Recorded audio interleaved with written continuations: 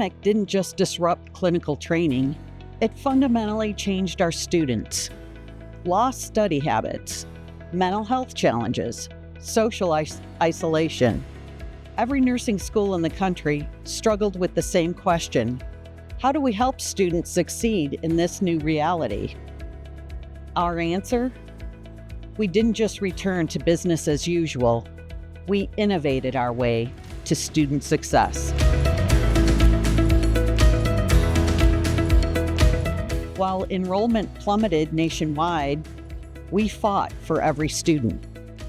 Today, our admissions are back to pre-pandemic levels. We didn't just survive the downturn, we emerged stronger. We recognized that student support alone wasn't enough. We launched comprehensive peer mentoring, and we tackled the crushing burden of textbook costs head-on. When Assistant Professor Kim Paxton discovered her students would pay $425 for 3 required textbooks in just one course, she said, "I couldn't ethically do that to a student." So she wrote her own textbook and made it free. The result?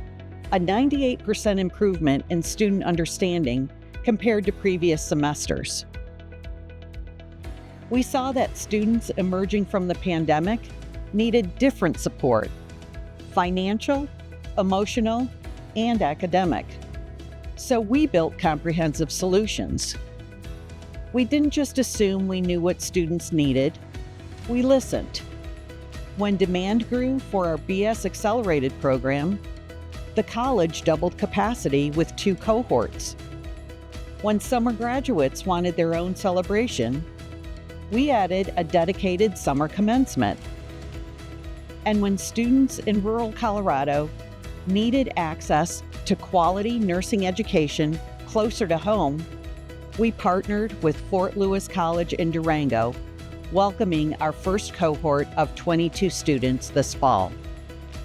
These weren't just policy changes, they were direct responses to student voices.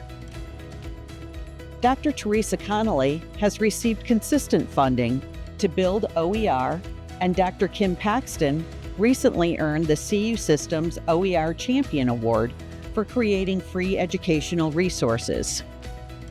Meanwhile, a growing team of faculty, Patrick Luna, Teresa Nino, Michael Horn, Pam Craig, Brenda Owen, Sarah Stalder, Emily Day, and Farah Bowler, are transforming course materials to eliminate textbook costs entirely. And the results speak for themselves. Our programs continue to earn national recognition and climb in prestigious rankings year after year. We're not just maintaining excellence, we're raising the bar. But here's what matters most. Our students are succeeding at unprecedented levels. These aren't just numbers. Their lives changed, careers launched, and healthcare strengthened. We didn't just adapt our curriculum, we revolutionized our approach to student success. Peer mentoring ensures no one struggles alone. This isn't just about saving money, it's about recognizing that accessibility drives excellence. When students can focus on learning instead of worrying about textbook costs, when they have peer support and mental health resources, when they see faculty actively solving problems on their behalf, that's when legends are made. As Dean Provencio Vasquez says, our faculty, staff, and college leadership strive to provide our students with an education that gives them the tools to become caring and knowledgeable nurses while encouraging them to become leaders in the nursing profession. The result? Students who are not only academically prepared, but emotionally resilient. Graduates who don't just pass the NCLEX, they excel in it. Nurses who enter the workforce confident, capable, and ready to lead. This is what happens when you refuse to accept that's just how it is. When you see struggling students not as problems to manage, but as opportunities to innovate. When a team of educators transforms an entire degree program to serve students better. 24 months ago, everyone was asking how nursing education would recover from the pandemic. Today, we're not just recovered, we're setting new standards for what student success, educational innovation, and faculty leadership look like. That's not recovery, that's transformation. That's legend making. This incredible transformation in student success is built on a foundation of cutting-edge educational infrastructure and curriculum that positions us as leaders in nursing education. Let's explore how we're revolutionizing the very way nursing education is delivered. When COVID-19 threatened to derail nursing education nationwide, we faced a choice: accept defeat or innovate our way forward. We chose innovation. And what started as a crisis response has become the gold standard for nursing education. This January, just 6 months ago, we celebrated the grand opening of our $6 million, 13,500 square foot Center for Simulation Innovation and Clinical Excellence. Picture this: 3 NBA-sized basketball courts dedicated to nursing education, 20,000 plus square feet across 3 campuses, making us the largest nursing simulation facility in the Rocky Mountain region. When traditional clinical sites shut down, we didn't wait for someone else to solve the problem. We expanded simulation training and became the first department on this campus to return to in-person learning. We proved that high-tech simulation can equal and sometimes exceed traditional clinical training. The evidence is undeniable. This year, U.S. News & World Report ranked our nurse midwifery program number 2 in the country, up from number 3 just last year, and maintains its number 1 ranking in Colorado. But here's the number that matters most. Our NCLEX pass rates have reached an all-time high of nearly 97%. That's not just statistics, that's lives changed, that's careers launched, and that's healthcare strengthened. BS student Melissa Funes puts it perfectly. Learning in a simulation lab helps ease anxiety before we go into a real clinical setting. Simulation gives us a good basis for knowledge before going in and interacting with human patients. COVID exposed what we had known for years, that the traditional clinical model was unsustainable. Finding quality placements was becoming more challenging every year. When sites shut down during the pandemic, we didn't just wait for them to reopen. We created something better. Expanded simulation, our own nurse-led clinical sites, and virtual care experiences. From basic skills to complex hospital scenarios, primary care exam rooms, and even home health care, as well as a virtual reality room that lets students experience high-stakes emergencies safely with AI-driven patient responses. But revolutionizing clinical training was just the beginning. Recognizing that today's students face unprecedented mental health challenges, we took on the critical task of weaving mental health support directly into our curriculum through innovative tools of engagement modules. Led by Farah Bowler's team, our assistant deans, and psychiatric mental health faculty, this comprehensive integration ensures every student receives mental health support as part of their educational experience, preparing emotionally resilient nurses who can thrive in high-pressured healthcare environments. Our innovation doesn't stop at our borders. Before joining CU, I partnered with the Bern University of Applied Sciences in Switzerland to create the first adult gerontology primary care nurse practitioner program. Since coming to CU in 2021, we've continued this collaboration, graduating 5 cohorts, approximately 150 new nurse practitioners with over 70 students currently enrolled annually. The same spirit of innovation that created the nurse practitioner profession here is now transforming healthcare across the globe. Here's the competitive advantage. While other nursing schools are still trying to return to normal, we've redefined what normal looks like, locally and globally. This is what legend making looks like in 2025. Not just adapting to change, but using change to leap ahead. Not just surviving disruption, but turning disruption into our competitive edge and sharing that expertise worldwide. $6 million invested, 13,500 square feet at Anschutz alone. International partnerships transforming healthcare education. One clear message: the future of nursing education isn't coming, it's already here, and we're leading it. But our impact extends far beyond individual student success and innovative learning environments. Now, let's look at how our research and scholarship continues to shape nursing practice worldwide.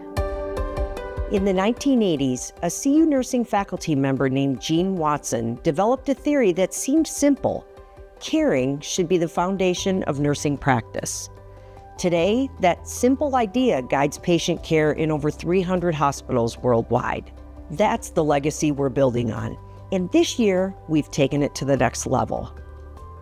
When COVID left nurses burned out and feeling disconnected from meaningful work, we didn't just accept that as the new normal. We recognized that nurses everywhere, not just at universities, had questions, insights, and innovations waiting to be developed. So, we created the Center for Nursing Inquiry to be the only center of its kind in the Western United States, not just for our faculty, but as a regional hub where any nurse can transform what they know into knowledge. I dream that any nurse, whether at CU Nursing, the Anschutz Medical Campus, or in our region, can come to us for help in developing their question and bringing it into reality. We saw that the nursing profession needed more than research support. It needed a place for curiosity, for all questions that nurses ask. A place where intellectual discussions turn into questions, questions turn into research, and research transforms patient care. While other schools of nursing focus inward, we're thinking regionally. A nurse scientist in the mountains with no research resources? We can help. A faculty member at Fort Lewis College working on a project? We're their support system. A children's hospital nurse with an innovative idea? We connect them with biostatisticians, methodologists, and grant writers. This isn't just about producing research papers. It's about strengthening the entire nursing discipline. The strategic goals of our Office of Research and Scholarship tell the story. Produce excellent nurse scientists as leaders. Generate outstanding nursing science. Foster a culture of research, inquiry, and scholarship. Create networks that improve health and quality of life. Here's what makes this legendary. We're not just continuing Jean Watson's legacy of caring science, we're democratizing it, making research and inquiry accessible to every nurse who has ever thought there has to be a better way. Like every research institution, we're navigating changes in federal funding priorities. Some grants we've relied on are no longer being funded due to new directions in federal research priorities. But this is exactly when the Center for Nursing Inquiry becomes even more valuable. When traditional funding streams shift, we diversify. When federal priorities change, we demonstrate our relevance in new ways. We're already seeing faculty expand to emerging research areas, form new collaborations, and identify alternative funding sources. From the nurse who wants to reduce patient falls in a rural hospital to the student at Fort Lewis developing a culturally responsive care protocol, they all have a place to turn their curiosity into change. Jean Watson gave nursing a voice heard around the world. Today, through the Center of Nursing Inquiry, we're giving every nurse in our region that same voice, that same power to transform practice, improve outcomes, and strengthen our profession. That's not just research, that's regional leadership. That's building legends at scale. But research and inquiry only matter if they reach the people who need them most. Let's see how our community clinics and care programs are putting that research into action. In Colorado, 33 pregnant and postpartum women died from unintentional overdoses between 2016 and 2020. 33 mothers who won't see their children grow up, 33 families forever changed by preventable loss. When we learned that the overdose had become the second leading cause of pregnancy-associated deaths in Colorado, we didn't wait for someone else to solve it. We created the Recovery Coach Doula program, a one-of-a-kind in the United States. Recovery Coach Doula Britt Westmoreland, who co-launched the program, puts it simply, recovery is hard work, and so is parenting. You don't have to do it alone. This year, the Colorado Attorney General's Office awarded us $700,000 of Opioid Response Strategic Impact Grant to expand statewide. As Assistant Professor and Expansion PI Bree Thumb explains, substance use is not limited to just Denver. It's an issue that needs to be addressed across the state. We saw a crisis that others were treating as inevitable. We recognized that mothers in recovery needed more than just medical care. They needed someone who understood their journey. But that's just one example of how we're transforming community care. At Sheridan Health Services, we serve a community where 90% of children qualify for free or reduced lunch. 65% are Hispanic and Latino, and for half of all our patients, English is not their first language. We provide 14,000 clinical visits annually in patients' own languages, while training over 100 nursing students with more than 13,000 clinical hours each year. Right here on campus, our community health clinic serves students, faculty, staff, and the surrounding community.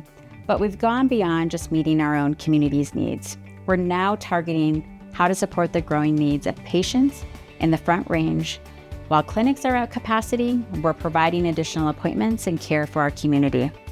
We're expanding access while maintaining excellence. Even as we made the difficult decision to close our Bellevue Point site, we've strengthened our remaining programs and expanded innovative services. The Summit program provides virtual prenatal care with patients receiving blood pressure monitors, scales, and baby Dopplers at home. We're trying to be thoughtful and creative about care delivery and meeting our patients where they are. Our 4 nurse midwifery faculty practices across Colorado partner with local hospitals, offering clinical experience for students while expanding access to evidence-based care. About 1,700 babies are caught annually in our midwifery centers, with a lower cesarean rate and better outcomes. Here's what makes this legendary. We don't just provide healthcare, we transform how healthcare is delivered and step up when the need arises. Every program demonstrates the same principle, meeting people where they are. Whether that's a mother in recovery who needs someone who understands her journey, a Spanish-speaking family at Sheridan who needs care in their own language, or a pregnant person in rural Colorado who can't travel hours for prenatal visits. While other healthcare systems are pulling back from community care, we're expanding it. While other clinics are at capacity and can't meet patient demand, we're stepping up. While others are creating barriers, we're removing them. This is innovation with impact. Recovery Coach Doulas supporting people in recovery, nurse-managed health centers serving the most vulnerable, community health clinics stepping up to serve the needs of community, telehealth reaching rural communities. The state of Colorado recognizes it. The Attorney General's Office is funding our expansion.